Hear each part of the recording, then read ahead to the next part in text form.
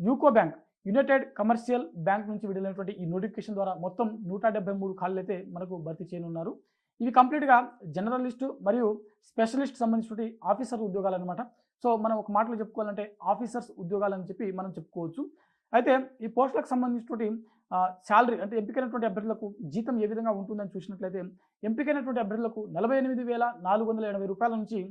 93,960 వరకు జీతం అనేది చెల్లించడం జరుగుతుంది.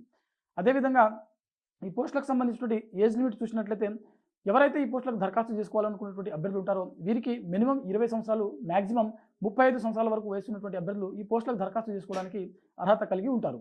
అదేవిధంగా ఈ పోస్టులకు సంబంధించినటువంటి దరఖాస్తు ప్రక్రియ ఎప్పటి నుంచి ఎప్పటి వరకు జరగనుందని చూసినట్లయితే జనవరి 13 నుంచి ఫిబ్రవరి 2వ తేదీ వరకు వీటికి సంబంధించినటువంటి దరఖాస్తు ప్రక్రియ అనేది కొనసాగుతుంది. సో, ఎవరైతే ఈ పోస్టులకు దరఖాస్తు చేసుకోవాలనుకున్నటువంటి అభ్యర్థులు ఉంటారో మనకు యూకో బ్యాంక్ సంబంధించినటువంటి అఫీషియల్ వెబ్సైట్ uco.bank.in అనే వెబ్సైట్ ద్వారా మీరు లాగిన్ అయ్యి వీటికి సంబంధించినటువంటి దరఖాస్తు ప్రక్రియను పూర్తి చేసేటువంటి ప్రయత్నం చేయొచ్చు. సో, మీరు అఫీషియల్ వెబ్సైట్ అయినటువంటి uco.bank.in అనే ఈ వెబ్సైట్లో మాత్రమే దరఖాస్తు చేసుకోవడానికి అర్హత కలిగి ఉంటారు.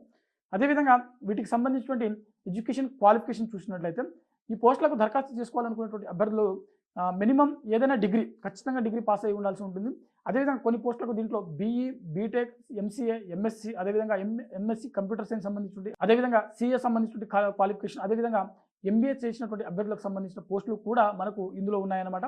సో, ఓవరాల్గా ఈ 173 ఖాళీలలో మనకు డిగ్రీకి సంబంధించిన పోస్టులు ఉన్నాయి, బీఈ సంబంధించినవి, బీటెక్ సంబంధించినవి, ఎంసీఏ, ఎంఎస్సీ, అదేవిధంగా సీఏ సంబంధించిన ఖాళీలు కూడా ఉన్నాయి. ఎంబీఏ సంబంధించిన ఎంబీఏ అర్హతతో ఉన్నటువంటి పోస్టులు కూడా ఉన్నాయి.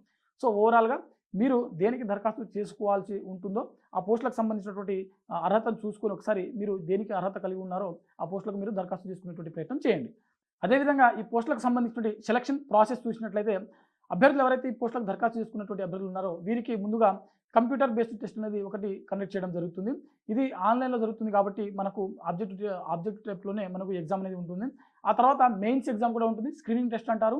ఆ తర్వాత ఎవరైతే ఈ పోస్టులకు స్క్రీనింగ్ టెస్ట్లో కూడా క్వాలిఫై అయినటువంటి అభ్యర్థులు ఉంటారో వారికి గ్రూప్ డిస్కషన్ సంబంధించినటువంటి ఒక టెస్ట్ అనేది కండక్ట్ చేయడం జరుగుతుంది.